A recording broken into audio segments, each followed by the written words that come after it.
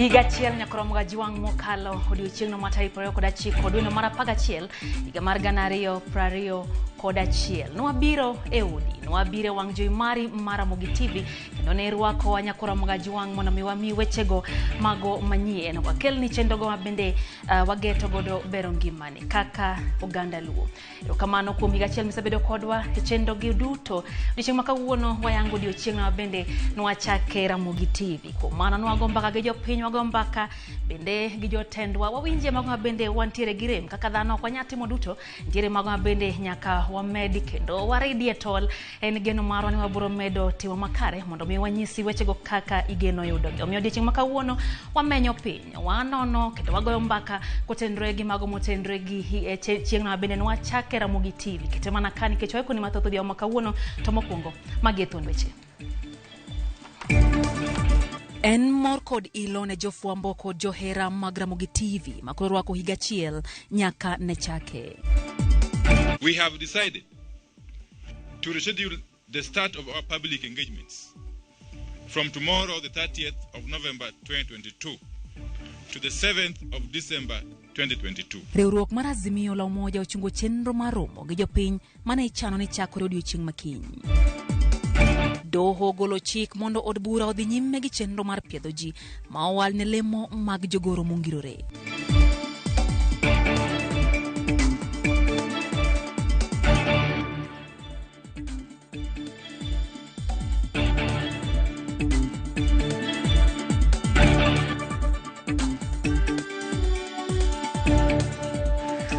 Machiegni nyakoromo ga jiwang' erokamano kuom kawo thuolo kendo bedo kodwa e chenro ni madul en tich ariyo kaka ing'eyo ni wakelo ni wechego manyien e tielo mokwongo ka bende tielo mar ariyo ang' ne bed kanyo gi twak mano mabende ang' nwameny motenre gi yango odiochieng' no mar RAMOGI TV twak no mabende ibro ta kanyo gi Trevo Mbijo saikore yo makare ang' nokelni twak no mana bang' wechegi manyien. Machiegni nyinga Lydia Okeyo jaloko marwa en Elizabeth Otieno.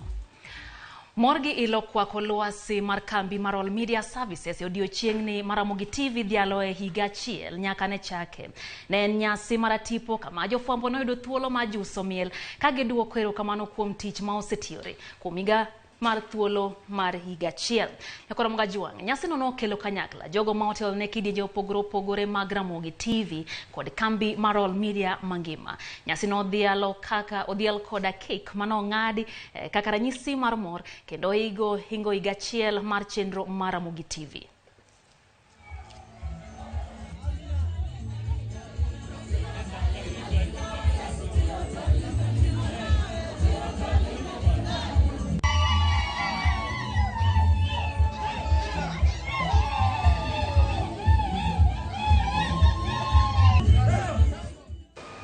Wabro kelo ni mago nyakoromo ga jiwang' e chenro mabiro ahinya saa 3 kanyo miyo kete mana ka RAMOGI TV. Josiasa kod jotelo mopogore opo ahinya wang' jowi mar RAMOGI TV kuom okang' mosekawo mano mar keto jopiny ler kotenre gi weche mag siasa ahinya te yiero maduong' mokalo.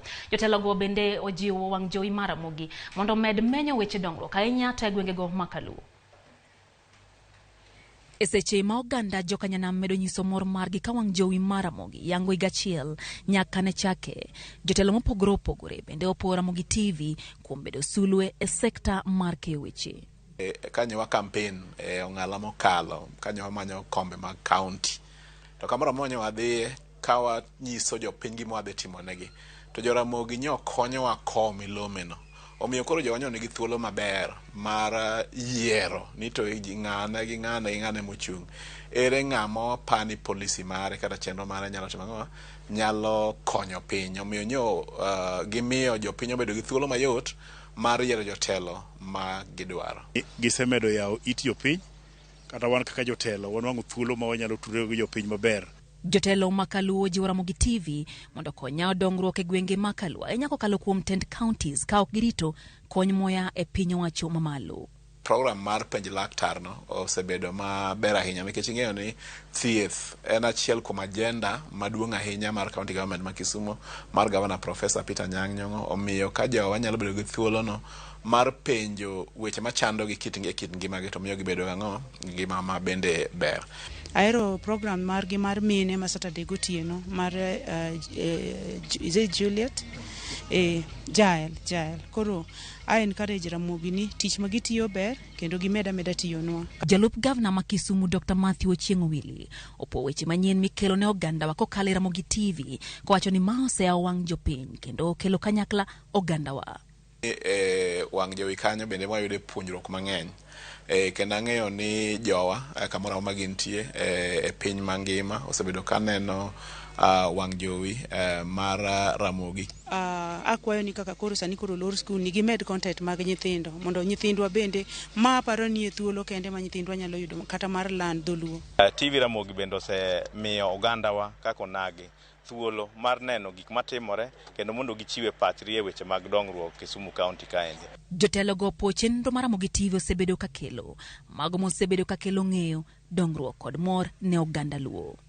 Akwanu mana Nyasaye to maduong' nadwa kwayo ni momed dhi nyime kendo umed bedo motegno jowa mosebedo ka choro duondgi kendo konyowa ji kuom jopiny e weche mopogore opogore kaachiel gi weche mag dongruok. Kendo sani endi kata kiwuotho kata kiwuoyo gi ji tiyudo ka ng'eyo mar ji ni malo moingo kaka ne gin chon chande. Ang'eyo ni weche mawuok e Ramogi TV beyo nikech wawacho gipuonjwa gik mopogore opogore, wawuoyo weche pur, wawuoyo weche thieth, wawuoyo weche oganda, wawuoyo weche dongruok. To magi gik ma wadwa ni mondo puonjre nikech civic education e puonjruok. E seche ma wang jowi mar Ramogi yango higa chiel gin kod ote e yo machal kama. Igwenge wa kucha un reporters mang'eny. Cameras ok ng'eny ahinya kuonde te. Inyalo nwang'o ni Siaya County un kamera achiel. Awadwa her mondo umed jo kamera mang'eny obed, journalist obed mang'eny nikech mai TV ma jothurwa neno mang'eny kendo weche ma wawacho mag maendeleo mag dongruok TV uni cover. Omiyo mane kwayo kende manyalo bedo go. Kaka Ramogi TV wasingo bero chenro magwa kendo medo chopo singo marwa mar keto oganda wa ler kotenre kod weche manyien kendo nyawo dongruok e gwenge.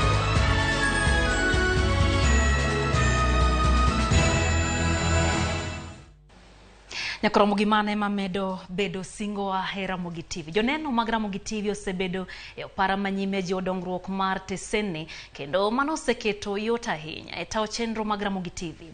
Jaelieta okawo pach jopiny kendo miyo walerno yo machal kod ma.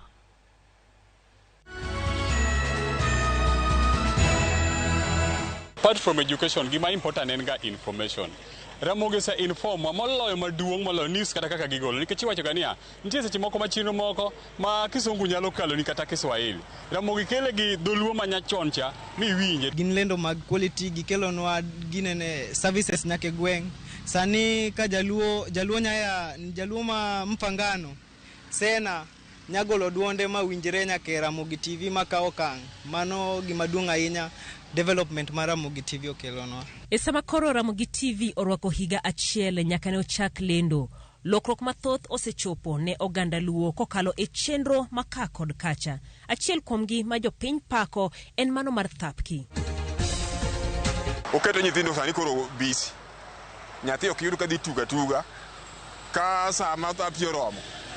Nyathi ni ot ok bi yare nyathi ni arengi yare ni mai na nyathi ma jomo kama nyathi ma kama sani ka thapki osedonyo nyani nyathi ni ot nyaka nindo teri. Kopogore kod chenro mapile ka pile kaka thapki gi nyako chia, chenro mamoko bende wakelo mabende moro jopiny. An Ramogi TV ni mora mokalo tich ang'wen koro maroma ni chap saa 2 nyako chia nega agombo ko wakacho wachupe ot ni tich ang'wen thinda riembo okote adongi TV ng'ata chiel. Kipindi mambak ndalo nyako moro mora ne nyar misungo koro seche te akawo thuolo mara mondo awe gika adhi ane nyar misungo. Chenro gi joneno wacho ni osekelo lokruok mopogore opogore e ngimagi. Penj laktar omiyo yawa mang'eny tinde ji kadhi osiptal ing'eyo gima tuoi kendo ing'eyo yen mimuonyo.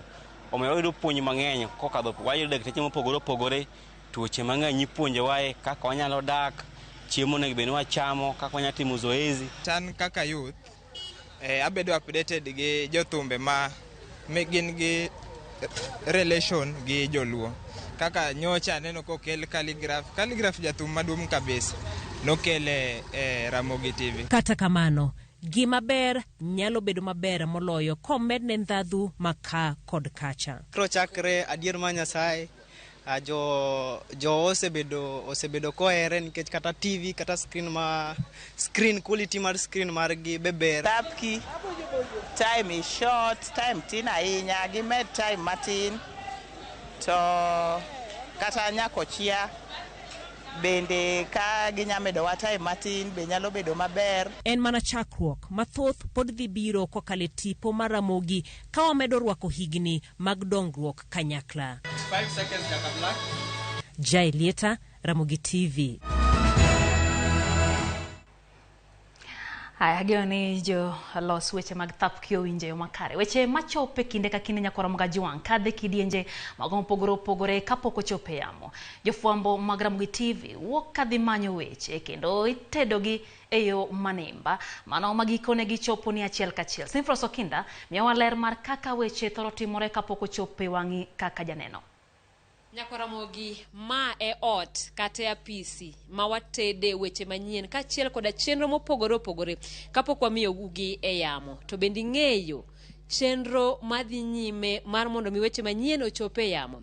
King'iyo toka kaeri ma e apisi ma watime weche mopogore kae ma wandike lipode, kae ma wabede kod romo mag chano weche manyien ka achiel kod chungo kapok ineno gi e yamo. Kawuono nieri ibiro yudo thuolo makare mar ng'eyo maling' madhi nyime e kinde ma waikonu weche manyien machiegni.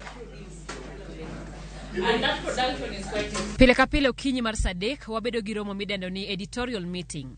Romo ni tayo kod jachung weche. Ka ema wapange weche manyien ma waluo odiochieng'no. Tok mano, reporters dhi apisi mar jogo picha. Kanyo olero ne jatend jogo picha kama odhie bang'e ochimo pa. Seche ma commissioners ang'wen mano kwedo yiero maduong' mokalo ahinya to mano mag seche ma commissioners Tokwuok e pap odoki apisi mar ng'ado picha. Bang'e jang'ad picha rango kolose e yo makare. Nyakораmogi atero achiel kachiel e gima dhiga nyime sama weche manyien timore. Ka emiluongo ni gallery motelne kod director. Kawuono wayudo ka director Philip Ochieng tayo chenro mar migago. Jasomo en Milton. Philip niko team mar ji 10 ma olosogo e saa achiel. Come to stand by mic on Jaka Black. Okoyot, kata kamano donge tich nyaka tire. Nyakораmogi mane thuolo mane an godo, kata kamano abiro galiekonu matin kaluwore koda weche madhi nyime e ute fwambo. Ni at 4 okay news kaka pile. Nyinga Sinfros Okinda.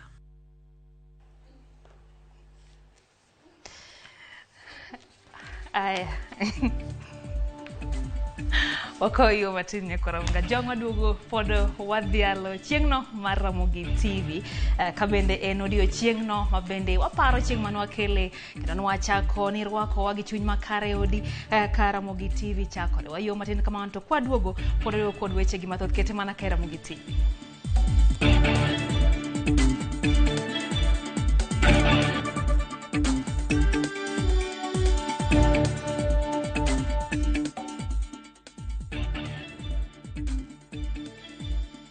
Je, ulijua kwamba unalipia maji zaidi unaponunua sofna ya kawaida badala ya Downy Concentrate? Downy ni concentrated zaidi. Kwa hivyo, lita moja tu ina freshen na kulainisha nguo kiwango sawa na lita 2.5 ya sofna ya kawaida. Usilipie maji zaidi, lipia kuwa freshi siku nzima.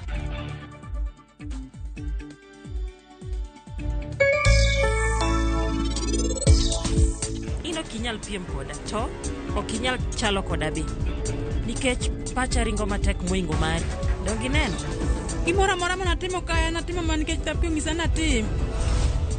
Na kuwa itapki kenda kuwa ikariwo lwetena. Chaki tim gimi timo kae ni kendo. Akuwai.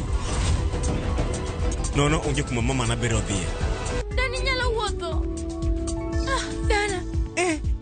Anyalo.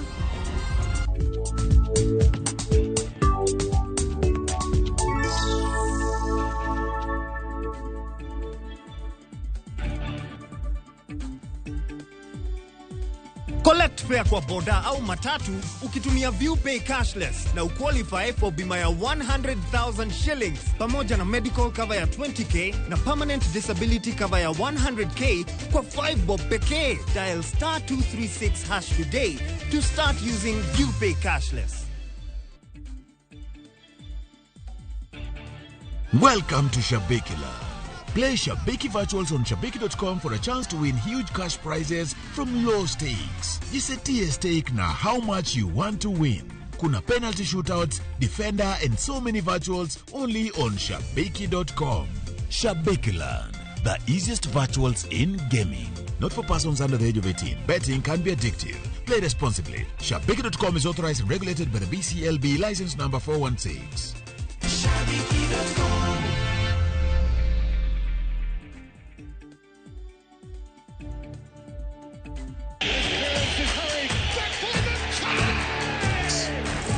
Have doo-doos taken over your home? Hey, I need to suck your blood. Get Bolt and get your home back. Unlike other insecticides made from toxic synthetic pyrethroids, Bolt is made from 100% natural Kenyan pyrethrum, making it gentle on you but deadly on flying and crawling insects. When doo-doos strike, stop them dead. Bolt insecticide, gentle on you, deadly on doo-doos. Get Bolt insecticide today.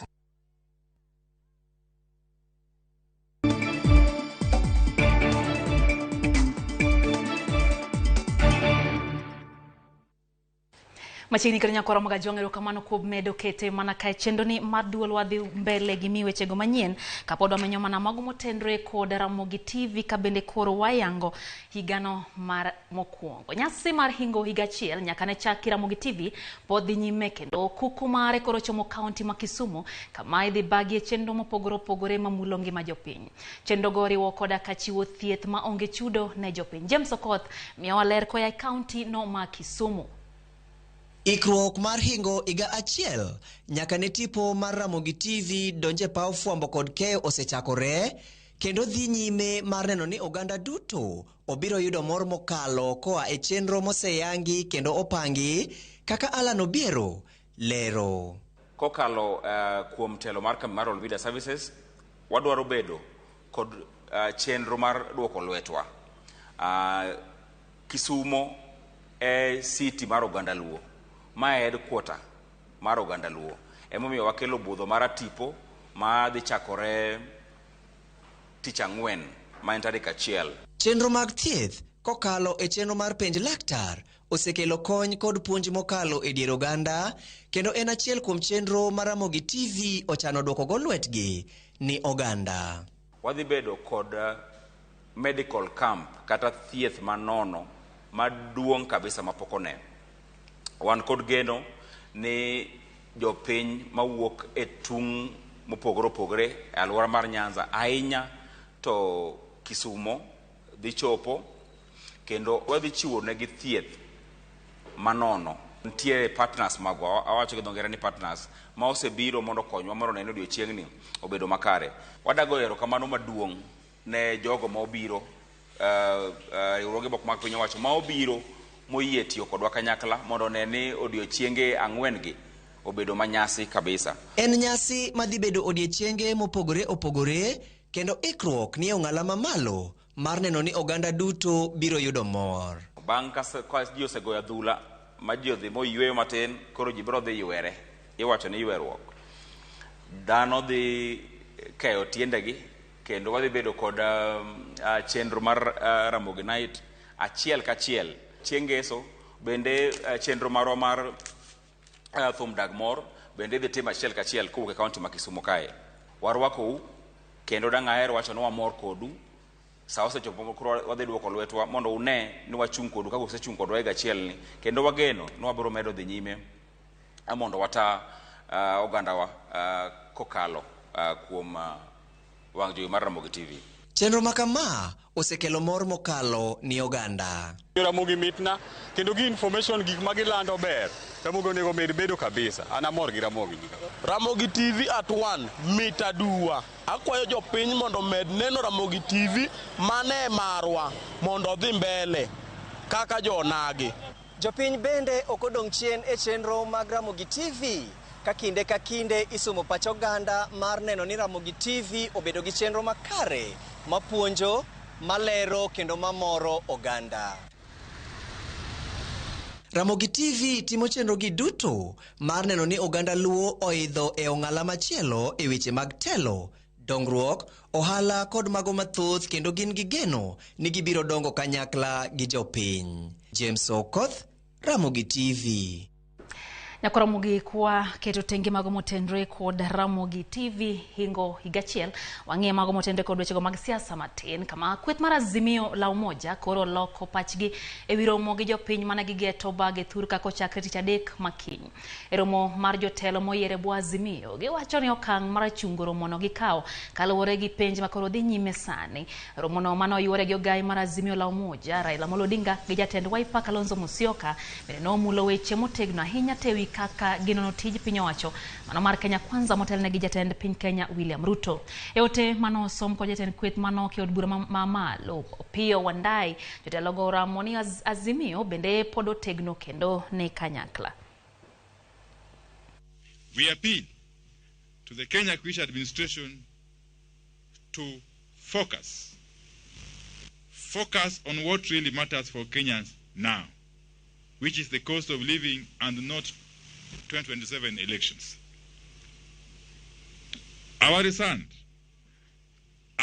remains that the focus on the 4 commissioners is not about 2022 elections. It's about 2027 elections, whose rigging the Ruto regime is putting in place in 2022. To this end, that is number 4.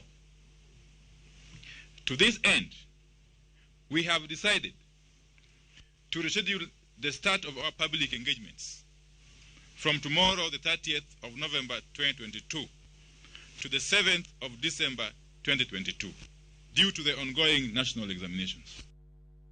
Kama chielo moko kuom jolony kod josiasa ma ok e gwenge makaluo kwedo paro manyocha gol kod ogai mar Azimio la Umoja wan Kenya Raila Amolo Odinga mar bago ng'anye pacho kae kwedo chenro mar gole apisi commissioners 4 mag IBC kagitwa kod jofwamb weche buore Nairobi. Jotelo go kwa oganda Luo mondo thegre gi ng'anyo e kinde ka kinde kagilero ni weche mag kwedo sirikal manie loch thiro dongruok e gwenge makaluo. Negi kwa joma ni kod ywak mondo mi oter ywak gi e doho kendo jiwo rawere mondo kik yie oti kod gi marach kod siasa e chwalo agenda magi. Wabedo piny ma wayango ni nitiere gik madhi rochore ka oganda wuok oko e yor ng'anyo. Mokwongo waneno ka nitiere thuolo mar dhi wito ngima jowa matindo madhi wuok e dhi ng'anyo. Waneno ka nitiere penj masane timore ma nyithindwa timo Kenya mangima. Ka wadonje ng'anyo wadhi ketho ngima nyithindogi mabiro. Waneno kako oganda ni nitiere dongruok mosechaki e thurwa machalo gedo mag affordable housing in Homa Bay, machalo Fishing Research Institute in Kisumu County. Ka wadonje ng'anyo gigi te dhi rochore to wane mwadhi bedo jomolal kako oganda. Akwayo jothuro ma youth ma ji tiyogo ni koro nyakuwe timbe manonogo. Wawuoyonu kaka leaders magu ma Nyanza. One leaders. Ok ni kwa chunka to jomoko wacho ni oni jogo denyo. Ok wan jomo denyo bonge samwa biro denye. Wamiyo direction mondo ng'e maler ni gima kuluwo to dhi konyou. Luuru sirkal mar President Dr. Samoei Ruto mar Kenya, mane President Kenya mantie sani motelo ne Kenya kendo gi sirkal mar Kenya. Ng'anyo ne nigi tije chien kucho to sanie watigi chike muketi. Wana country of laws wayud chike muketi mondo watigo mondo kik waket jowa e ng'anyo maonge tiet. Adwa ni mondo awuo gi youth mathurwa. Ok unyal bedo youth ma thuolo mar ng'anyo tidwarou, thuolo mar rito kura tidwarou, thuolo mar pogo tich tok penj kuma untie. Ka uhinyoru e ng'anyo be onge ng'ama nono ni uteru osiptal to jomuweyo to dhi nade. Temago mag somo nyakora mga juang chenro matimo penj madongo ma klas 6 kata grade 6 gi klas 8 mano KCPE odonje odiochienge mar 2. Jatend piny Kenya William Ruto gi jalupne Rigathi Gachagua notelo ne jodito e piny owacho kinde chenro mag yawo otese mag penj gokinyi ma kawuono. Weekly Foko miyo waler.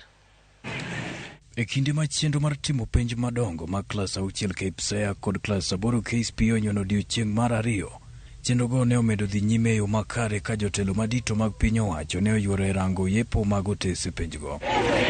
E kar okinyi, jatend piny William Ruto ne otelo ne chenro mag yawo otese sikund primar ma Joseph Kang'ethe manitie kar dak ma Kibra kaunti ma Nairobi. Ruto okwayo opisas motelo ne chenro mag penjgo mondo oket alwora mokwe ne jopuonjre matimo penj gi e kindegi. I want every official who has been vetted to participate in this exercise to make sure that they discharge their responsibilities in accordance with the training and the agreement that has been done between the multi-agency team and all those who will be administering these exams, to make sure that there are no incidences, that there is no disruption, that there is no distraction, and all our students have an opportunity to have their examination in a tranquil environment. Ruto bende osingo ne jonyuol ma nyithindgi timo klas 6 kendo chano donjo e sekondar ma adundo ma otese kaka Junior Secondary School ni piny owacho ni kod chenro makare mar neno ni giyudo kuonde jot e kindegi mag somo. The decision is going to be made in the very short term so that you can know next year, especially for those who are in grade 6 and grade 7, how they will move and transit to the next level. Jalup jatend piny Rigathi Gachagua mane oyuoro e chenro mar yawo otese penj e sikund primar ma Komarok e bure Nairobi korka kore opuoyo jopuonj ma owacho ni ochiwore mar neno ni jopuonjre oyudo tiegruok makare mar somo. Oyango ni piny owacho chano ndiko jopuonj 30,000 e yorno mar medo kwan jopuonj mathurka ma kwan gi tin ka ipimo gi jopuonjre. Teaching profession is a calling. Nobody can compensate you adequately for what you do. It's a sacrifice. And that is why we are calling for respect for our teachers, because what they do is a calling. It's such a huge sacrifice. Jatend jotend migepe Musalia Mudavadi bende ne okodong' chien kani ochopo e sikund primar ma Kilimani e chenro mar yawo otese penj. Walimu wamejipanga na pia kuna ile tume task force ambayo na zungumza na wataalamu na Wakenya kwa kijumla. Labda pahali ambapo panahitaji marekebisho tutapata ujumbe kutoka kwa hiyo ama recommendations. Penjgo chantie odiechieng' makiny ka koro jopuonjre mag sekondari mabiro dong' e pap mar nyagore kod penj maggi. Wycliffe Oko, Ramogi TV.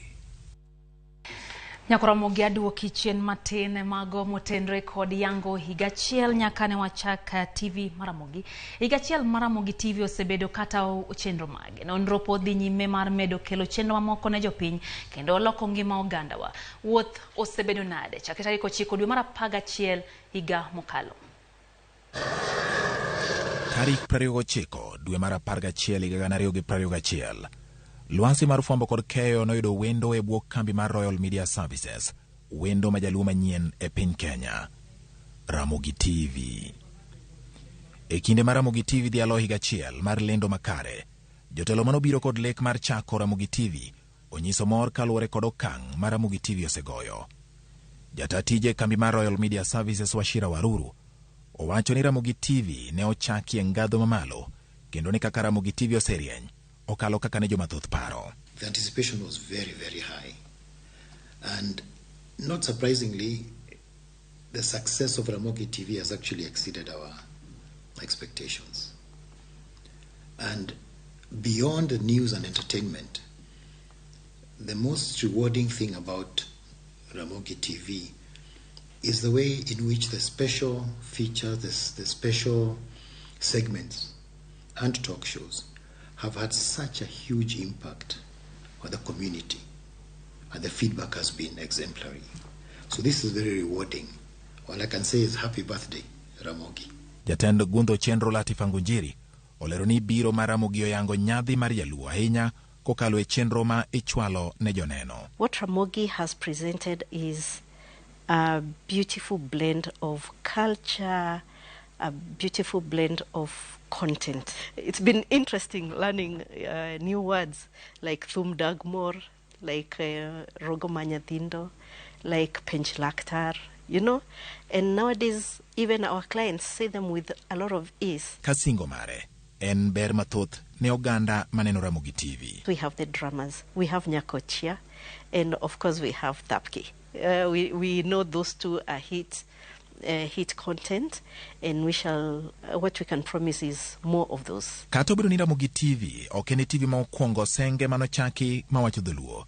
Chenro mong'ith kaachiel kod chiwruok mar jotich oyangore kaka mano mamiyo Ramogi koro nyadhi kaka TV motelo e piny luo. You have to note that Ramogi TV is not the first Dholuo station in that region. I think there were several regional stations already operating, but it was just come and taken off less than a year actually. Ramogi TV was already showing in independent research that it was the leading station in the region, number 2 to Citizen TV. It's not a mean feat. Bedo number 1 in that space, in that period of time, is not an easy. Kaluwore kod lokruok manitiere lwasi mar fwambo nyaka ne lai mar tudruok mag oganda kata social media donji. Ramogi TV bende medo yudo huma kokalo e laigi kendo kelo yot ne joneno mage e yudo chenro mapile pile. Kane wachako, nok wachako ni neno amne wang' jogi kende. Ne wachako kanitiere kuonde mang'eny madinewa. Nyalo yudowa e YouTube, nyalo yudowa Facebook Live, nyalo yudowa e Twitter, nyalo yudowa nyaka e Instagram. Dweche 12 wasebero mano. Kendo daher wacho ni nyaka sani kidhi e YouTube, wan karibu dhano 40,000 gi wiye. Maneno wa kanyo mose subscribe e channel wa. King'iyo Facebook, wan gi dhano madhim na 100,000 mose hero page mar Ramogi TV. Mondo mi Ramogi TV ochop kama ochope, jatend Ramogi TV Joseph Bonyo koni nitiere ji ariyo ma osemiyo Ramogi TV go okang' mar ria machalo kod ma ka ochiwo puoch gi pak ni kweth ariyogo. Mokwongo en joneno. Ramogi TV ka joneno seketwa tesre. Giketwa e wi kokwa. Ka gimoro amora timore e kor gwe to gigo simu kani un kanye gima kama timore. So an gi erokamano mathoth ne joneno mag Ramogi TV. Mar ariyo gin jogo matiyo Ramogi TV kane.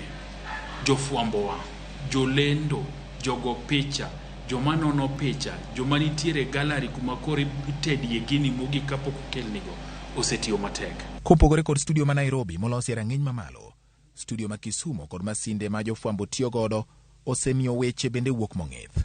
For live reports, we have the live view, the latest live view, transmitting also in HD. We have a live view, we have the kilo views, and also the smart apps that help Ramogi get reports from the regions. The studio in Kisumu looks just like a source for Nairobi, and that way we've been able to have variety from Nairobi to Kisumu, and that one has made Ramogi unique. Jatend kidieny mar weche manyien Linas Kaikai onyiso mor gi kaka Ramogi TV osetimo higa achiel mar lendo mare. For a station to grow from zero, from nothing, to about 3.2% of the market in a very, very short time is something we are very, very proud of.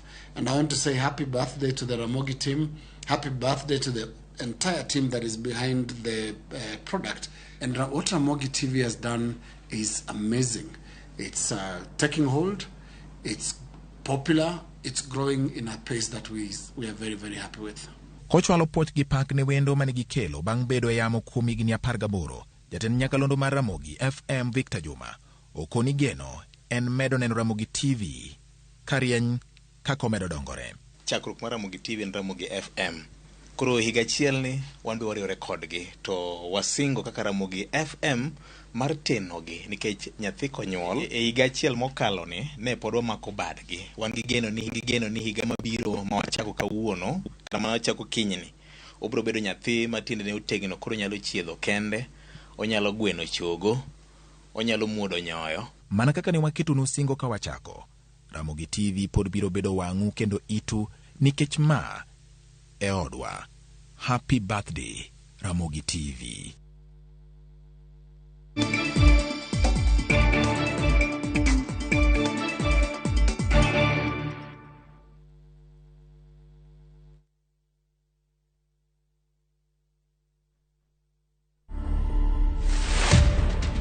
Highway Secondary School is a school that is full of talent. We believe in producing an all-round students. In the civil service, we produced quite a number of renowned people. The father to the current premier of the UK was actually a student here in 1966, and that is actually something to be very, very proud of. To watch this story and more, download the Citizen Digital app today. Kenya's #1 app, Citizen Digital.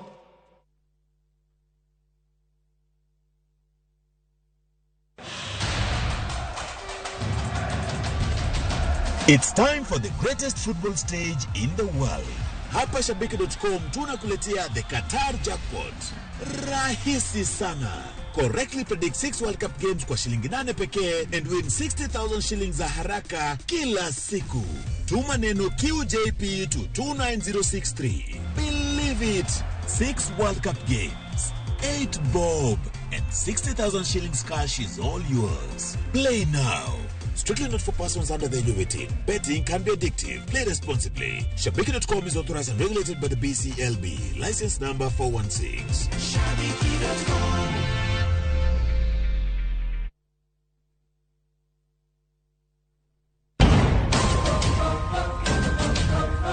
Ngima iye ukikore. Samoro rieny. Erokamano. Kawuono biro wacho mana weche mamoro. Ka samoro to iye tek tweta.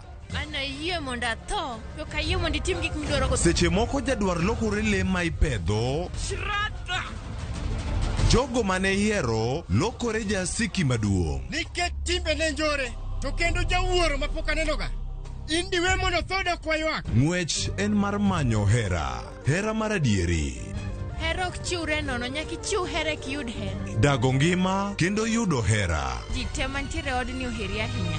Tapki, wuok tich nyaka ngeso, saa 2:15 otieno, mana e Ramogi TV.